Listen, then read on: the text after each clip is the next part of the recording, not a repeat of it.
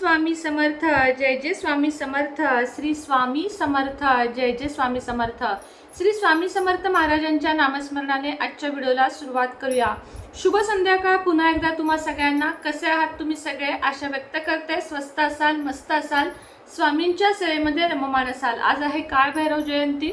सर्वजण सेवा करत असाल, कुणी केल्या असतील, कुणाच्या अजून बाकी असतील, अशीच आशा तुमच्याकडनं व्यक्त करते. चौमुखी दिवा कसा लावायचा आहे तो आजचा व्हिडिओ केलेला आहे. त्या चौमुखी दिव्याचं काय करायचं, जर कणकेचा केलात तर तुम्हाला तो उद्या त्यातल्या वाती काढून साखर भरून गाईला किंवा मुंग्यांना खायला घालायचा असेल. पणती वापरल्यावर असाल तर पणती तुम्ही पुन्हा एकदा वापरू शकता. चला तर मग आजच्या व्हिडिओला सुरुवात करूया. आज पुन्हा एकदा मी आई आणि मुलांसाठी, म्हणजे खास आपल्या मुलांसाठी, मुलींसाठी व्हिडिओ घेऊन आलेले आहे. कारण कितीही व्हिडिओ आपण केले, उपाय केले, तरी मला रोजचे ते कमेंट्स असतात की ताई मुलं ऐकत नाहीत, काय करायचं, मुलांची प्रगती होत नाही. आपण हे बघा, आपण जोपर्यंत नवीन लग्न करतो, आपल्याला मुलबाळ नसतं, तोपर्यंत आपलं एक दोघांचं असं आयुष्य असतं.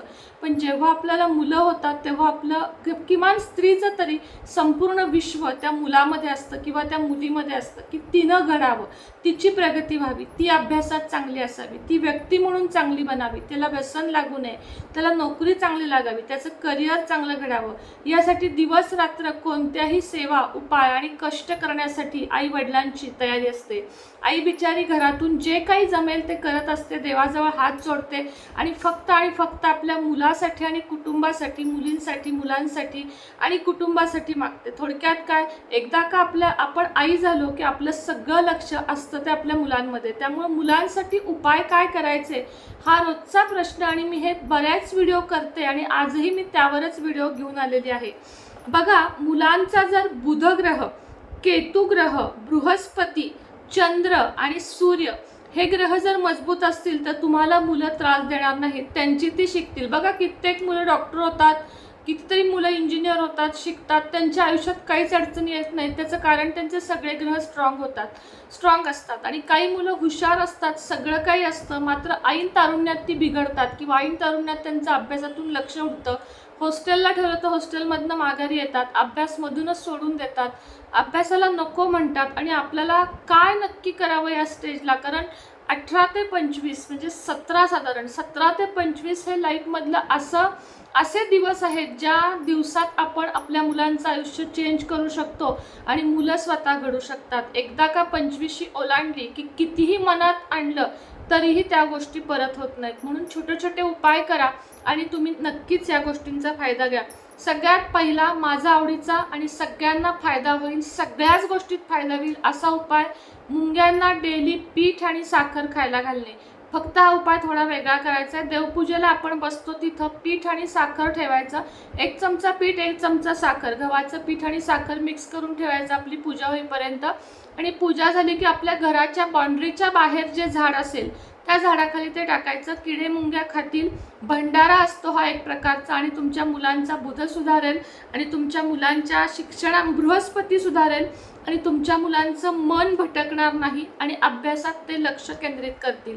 मुलगा जर तुमच्या जवळ राहत असेल, हॉस्टेलला राहत नसेल, हॉस्टेलला राहूनही तुमचं ऐकत असेल, तर एक उपाय आहे. कितीही बाळापासून ते अगदी मोठ्या मुलांपर्यंत हा उपाय करू शकता. केसर तुम्ही पाण्यात किंवा दुधात मिक्स करा, त्याची एक पेस्ट बनवा आणि फ्रीजमध्ये ठेवून टाका. रोज त्याचा तिळक तुम्हाला तुमच्या मुलांना लावायचा आहे.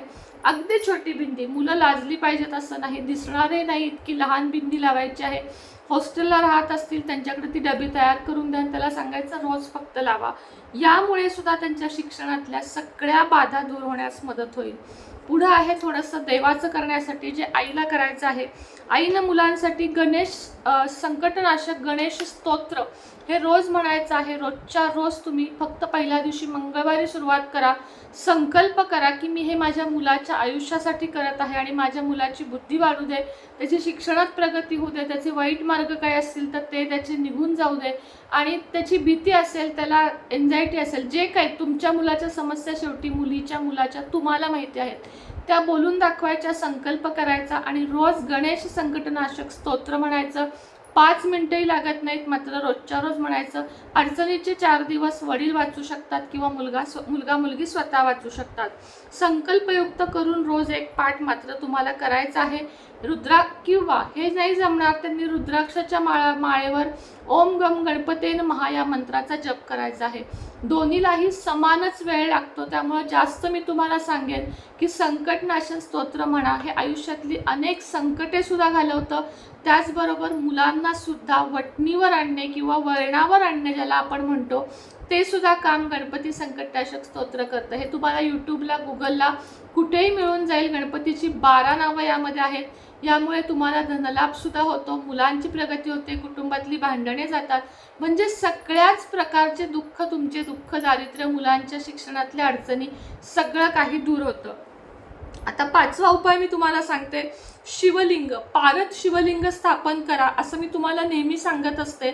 नसेल पारद तरी चालेल, हरकत नाही. नसेल तर घेण्याचा प्रयत्न करा, आणि नसेल तर आहे त्या शिवलिंगावर, तुमच्याकडे जे आहे त्या शिवलिंगावर तुम्हाला मी एक थोडीशी छोटीशी उपासना सांगणार आहे, ती तुम्हाला करायची आहे.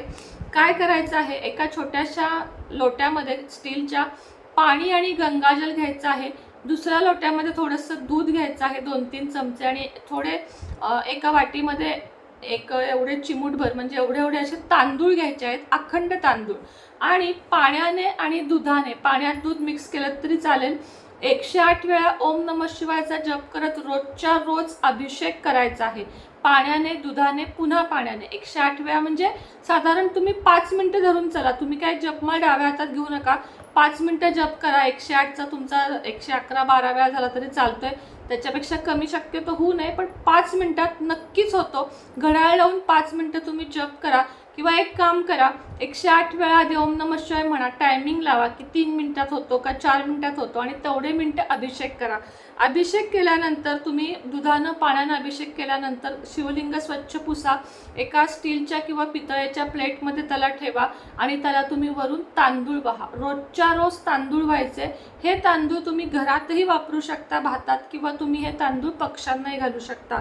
यामुळे सुद्धा पाणी, गंगाजल, दूध, तांदूळ हे सगळं व्हायल्यामुळे सुद्धा तुमच्या आयुष्यामध्ये, म्हणजे मुलांच्या आयुष्यामध्ये भरपूर प्रचंड फरक तुम्हाला बघायला मिळेल. ही सेवा सुद्धा सोमवारपासून कोणत्याही संकल्पयुक्त करायची आहे. संकल्प पहिल्या दिवशी घ्यायचा आहे, हातात फूल, अक्षता, पाणी घ्यायचं आहे. संकल्प करायचा आहे की मी ही सेवा माझ्या मुलासाठी करत आहे, आणि तुम्हाला मुलांसाठी ही सेवा करायची आहे. या सेवेमुळे सुद्धा तुमच्या मुलांना नोकरी लागत नसेल, धंद्यात यश येत नसेल, मुलांना वाईट व्यसन लागलं असेल, मुलं चुकीच्या मुलीच्या संगतीत लागली असतील. मला हे पण कमेंट येतात की ताई, ज्या मुलीच्या किंवा ज्या मुलाच्या संगतीमध्ये आत्ता, म्हणजे मैत्रीमध्ये, प्रेमामध्ये माझा मुलगा आहे, मुलगी आहे, ते आम्हाला नको आहे, त्यातून सोडवण्यासाठी सुद्धा दारू, जुगार, सट्टा, रेस हे व्यसन सोडवण्यासाठी सुद्धा, म्हणजे मुलांच्या एकंदरीत पूर्ण प्रगतीसाठी आणि धनधान्य बरकतीसाठी सुद्धा, म्हणजे संपूर्ण विकासासाठी तुम्हाला हे सगळे उपाय, म्हणजे हे दोन्ही उपाय कामी पडणार आहेत. कुठला, गणपती स्तोत्र आणि हा शिवलिंगाचा तुम्हाला जो आहे तो पारद शिवलिंग घेण्याचा प्रयत्न करा. नसेल तर तुम्ही आहे त्या शिवलिंगावर ही सेवा करू शकता. त्याचप्रमाणे तांदूळ चढवा. यामुळे त्यांच्या मुलांचं काय होईल, चंद्रमा नीट होईल. तांदूळ, दूध हे सगळं चंद्रमाचे कारक आहेत. यामुळे तुमच्या मुलांचा चंद्रमा, मन शांत होईल, मन भरकटणार नाही, आणि जे काही ते अभ्यास करतील तो त्यांच्या चांगल्या प्रकारे लक्षात राहील. स्पर्धा परीक्षांमध्ये तुमची मुलं उतरत असतील तर तेही ते चांगल्या प्रकारे करू शकतील. अशा प्रकारे छोट्या छोट्या सेवा आणि उपाय आहेत. खरंच मी तुम्हाला काही अवघडात शिरवलेलं नाही आहे, किंवा खूप काही वेळ द्यावा लागेल असं काही नाही आहे. तुमच्या हातून जपही घडेल. गणपती आणि शंकराची दोन्ही सेवा केली तरी चालेल. लक्षात ठेवा, गणपतीचा जो मंत्र आहे तो रुद्राक्षाच्या माळेवरच करायचा आहे. तुळशीच्या माळेवर चुकूनही करायचा नाही, हळदीच्या माळेवर चुकूनही करायचा नाही. रुद्राक्षाच्या माळेवर गणपतीचा मंत्र तुम्हाला करायचा आहे, किंवा मग हातावर मोजून केलात तरीही चालेल.